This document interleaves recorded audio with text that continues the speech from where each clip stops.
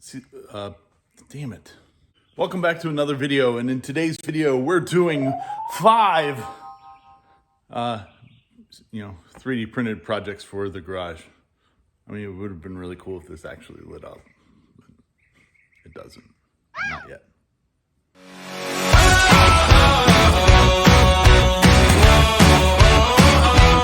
Today, we are in the shop, and we have 5, count them, 5 3D printed projects for the garage.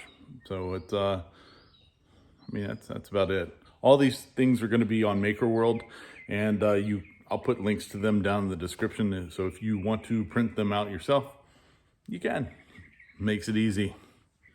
Let's get to it.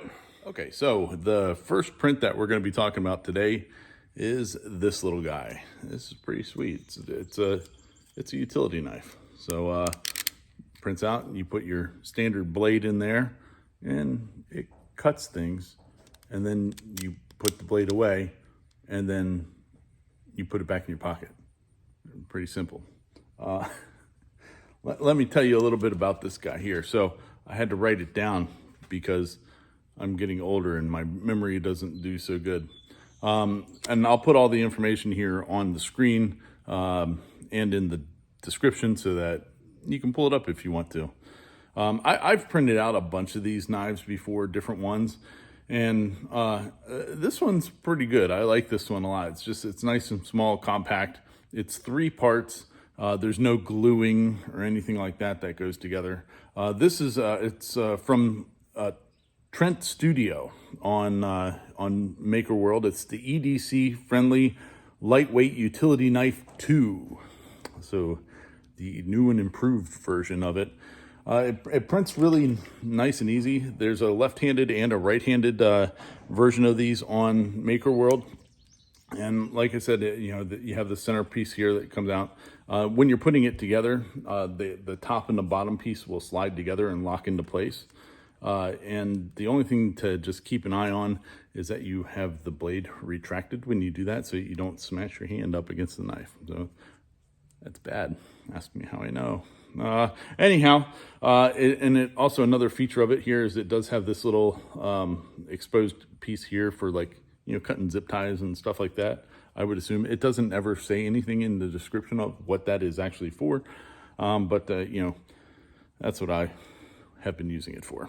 But anyway, so like I said, you just push and do that. There is no locking mechanism, so you do have to hold pressure on it when you are using the knife, or it will slip back in, which is fine. I think it's kind of more of a safety feature than not. And then it goes in there. There is like I said, there is a left-handed version of this as well, which is just mirrored, and it puts the little trigger thingy on this side instead. So works out really well. So that's the first one. Ooh, look, we'll even do demonstration here. So we'll extend this out, and we'll take some VHB tape, and we'll just cut it, put it back in, good to go. So that is number 1.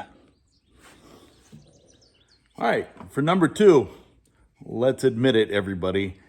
Everybody's toolbox is as much of a disaster as mine. Maybe not quite so much, but it's pretty bad. And what is the one thing in the garage that you're always looking for? A 10mm socket, and you can never find one when you need it. And that's why this little fella here, the emergency 10mm socket model, let me find out where I got the info on it. Let's see, it's not that one. Oh, there it is.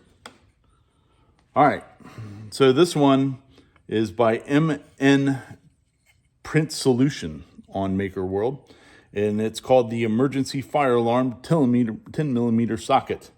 It's a great little solution for a socket, if you need one. You can print this on a single color machine. I printed this on my P1S, and so that it would have the white lettering at the top. And that turned out fine. But if you only have a single color machine, you could take like a paint marker or something like that and go across there. Or you could do a pause in the printing where it does the lettering, because it is raised, and you could do a filament swap. So either one of those would work out really well. The only thing I wish that this particular model would be 2 of these posts. And that would be so that you could have a 1/4 inch drive 10 millimeter socket and a 3/8 inch drive millimeter socket. Because you're always looking for the other one, because that's like whatever, socket you always, or the ratchet that you always have is not the one that you need. So we cut our VHB tape, and we're going to go ahead and we're going to mount it here on the back like that, because there is no mounting holes on this one, which is fine. That's no big deal. We're going to get rid of, come on, the protective tape, if I can get my nails under it. There we go. And we're just going to mount it down here inside the toolbox. And to finish it off, our socket.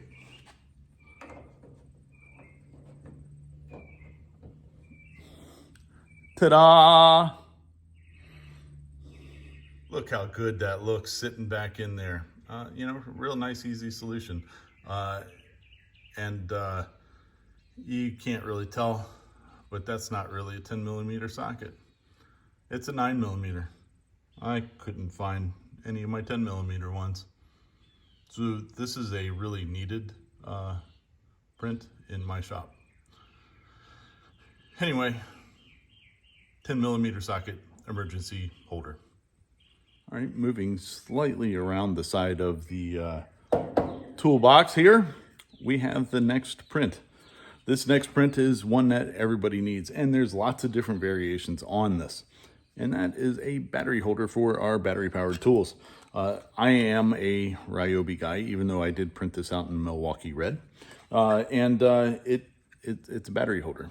So what you do is you're going to mount this up on the wall. It's kind of nice. This one was done by Zickman Peter on Maker World. And I mean, it's a perfect little print for putting battery holders on there. So all you do is you're just going to find 2 spots, and you're going to screw that in, and you're going to put your battery in it. So let's do that.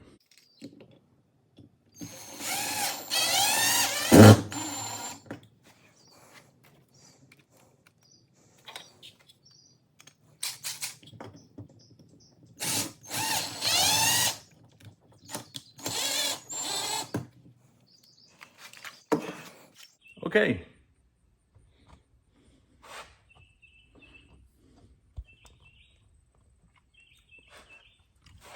So here they are, mounted to the wall. I only put 1 screw in there, and they're not level.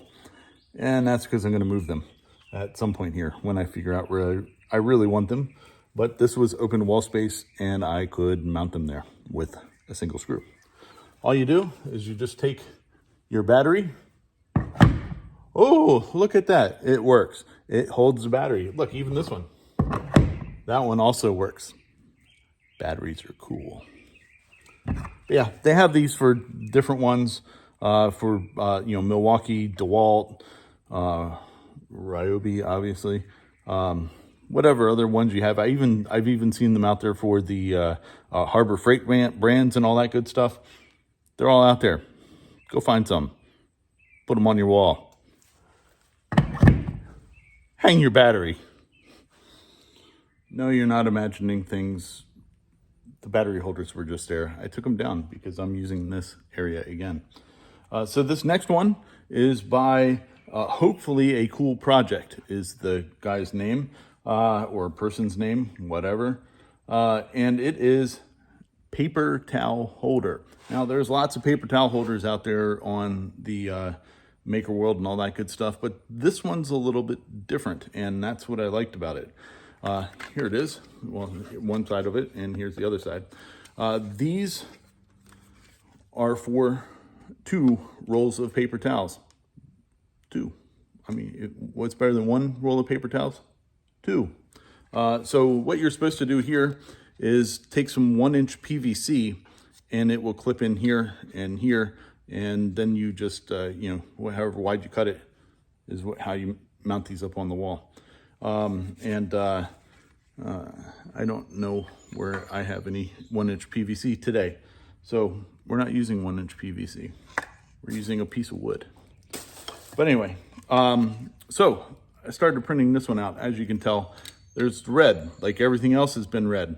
Well, I ran out of red at layer 77. And so I finished it up with white. And then I had to print another one. And I figured, since kind of the theme here in my my shop for the electrical stuff, I have a couple lines and I call them ketchup, mustard, and there's another one I'm putting in. I'm going to call it relish because they're red and yellow and green. So I figured, yellow, and then I would stop it at layer 77 so that they would match. How awesome is that, right? But anyway, so got these two. Cool model. I think it's going to work really well. It's got several different mounting solutions. So you can mount them here on the end. So you can mount them vertically. You can mount them horizontally. It looks like, they have holes in the sides here for mounting them to a wall or what have you. And, so lots of solutions. Now this prints out in 2 sections, as you can see there by the joint.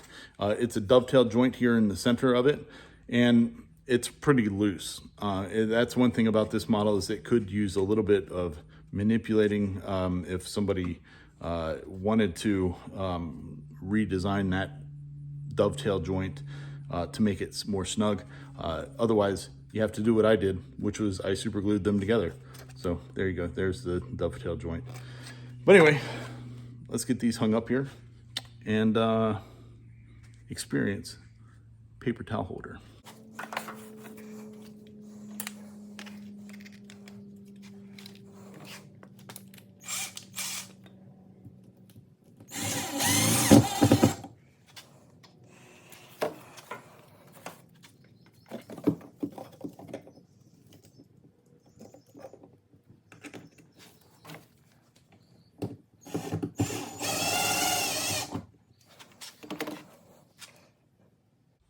Ta-da! I don't have any paper towels here in the shop either. So I thought I did, but I don't. Anyway, let's just get a little bit closer look here. Yeah, so it works really well. Goes up on the wall. I only put 1 screw in each of them because, much like the battery holders, I'm taking it down because I don't know right where I want to put it. I'm thinking I'm going to put it here on my bench. But anyway, yeah, it holds good. And you'd be able to have paper towels, and not just 1, but 2. So why would you want 2? Maybe you want regular paper towels and you want shop paper towels, the blue ones. So you can put 1 of each of those on here and be able to use them. Ta-da. All right, that brings us to number 5. And now this one I had a little issue with when I started to, after I saw it and was like, ooh, that would be a great one for this video. And then I brought it into YouTube Studio. I brought it into Bamboo Studio and saw how big it really was. So I'll put a screenshot of the thing here. Okay, here's the Maker World, deal with this one. And if you look at this picture right here, that looks like it's pretty big. It looks sizable. I mean, look down here. It looks like they're like sitting against the wall or something. What happened? Shit. Come on. Respond. It looks like those things are pretty big. It looks like, it probably fills up the bed size, right? No, it's this big. I mean, it's like it's the size of the palm of my hand. Not even. I can see the palm of my hand from both sides of it. Granted, I do have really big monstery hands because I am a Neanderthal. However, I thought it was going to be a whole lot bigger than this. This one I had a few issues with when I was printing it out, but I like the idea. So first was trying to figure out how to orient it to print with the least amount of supports, because I don't like printing with supports. I think supports are wasteful, and only like to use them when you absolutely have to. So do you print it this way? Do you print it, standing up? Do you print it upside down? How do you print this thing out? Well, I decided to print it laying down like this, and so that this top edge here would be the spot that would have supports. That way, when you're looking at it from the front, you don't see any of the residue of the support material, stuff like that. So, yeah. Anyway, this one, I don't know where this thing... I'll put the name of the person and all that designed this up on the screen, which you probably already saw because I did show the clip of the Maker World page. So I just thought this was going to be bigger. I'm assuming you could really scale it up if you want to be bigger, but I printed out at the 100% scale. Anyway, let's hang it up. Now I've got to find something to hang on there. All right.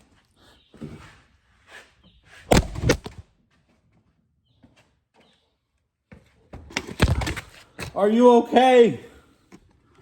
Oh man, you're okay. All right. Okay, I'm back. And I have with me a 25-foot thing of power washer hose. I mean, it works. Not bad. Okay. Ta-da. All right, so that was number 5. But wait, there's more. I did do a bonus one here for this. And this is one that I designed myself. And I think that's going to be kind of the theme of doing these, any of these, 5 print things, is that I'll do 5 and then I'll design one too. And so let's go back to this guy. So like I said, this thing, I wasn't super excited about it after I printed it out. And one thing that I noticed was that the curvature here, that arc there, is very, very, very similar to the arc of a spool. And if you 3D print, you got shit tons of empty spools around that you don't want to necessarily throw away, but you don't really have anything else to do with them. So what I've done here is I put this there. And we'll put this here, put that under my arm so I can hold it. I created this little guy. So this is my version of the cable holder. So what you do is it actually prints in 2 pieces. You may be wondering, why did I print it in this shape? Well, because you can print it this way in this orientation and you don't need supports. Remember, I don't like supports. So, you print it this way. And what I did was I looked through all of my spools that I have here at the house, and I measured this center hole because, of course, there's no standard to those. And so the smallest one that I found was about 53 millimeters in diameter. And so what I did was made this 52 millimeters. Just make sure that it went through the hole okay on whatever spool I had. And then I designed this guy. So what I did with this thing, why it's so wide, is that because there's some of the spools that have very large holes in the center there. And I wanted it so that when this thing is hanging, it covers the whole hole. So by like 4 or 5 millimeters. So it works. So all you do, this press fits into there. Anyway, once you stop. All right, so how this works is you're going to measure your distance from here to here, the faces of your spool. And like I said, there's lots of different ones. So then you're going to go ahead and you're going to go into Bamboo Studio or your slicer of choice, and you're going to take this section here and you're going to stand it up, right? It's easiest to do it that way. Stand it up, and you're going to change the scale of it in the Z axis. And only don't do uniform scaling. just do the scaling on the Z so that it will move this up or down. And you know, like for this particular spool here, this guy's got to be 65 millimeters tall. So pretty awesome. Then once you've printed, then lay it back down so that it prints in this orientation, so you don't need any supports. And you're also, the other reason for doing it in this orientation, layer lines are going this way, means stronger. So if you do them this way, you know, you have the potential of the weight here breaking layer lines much more easily than if they are going this way. So print it out this way. Anyway, so then you just take these two parts. This press fits into there and then inserts into here like that. And you screw it into the wall. So let's do that. I don't know if you've noticed, but I've used the same hole for all of these projects, at least the one. Recycling. Ta-da! Now let's do the real test. We're going to take our same hose. Works. Ta-da! Also, uses a whole lot less filament than other thing. I'll put the comparison of the filaments used for these two models here on the screen now. Ooh, impressive. And Sage would like me to say thank you to our channel members, or member, and that's JR. Thanks, JR, for being a channel member. If you'd like to be a channel member of this fantastic channel, go ahead and hit the join button and become a member of the Unfinished Door Trim Club. So that's it for today's video. Thank you very much for watching. If you liked it, please like and subscribe to the channel, and then go watch 30 or 40 other videos. I really need the watch time, and I'd really appreciate it. Until next time, this was 5 things for your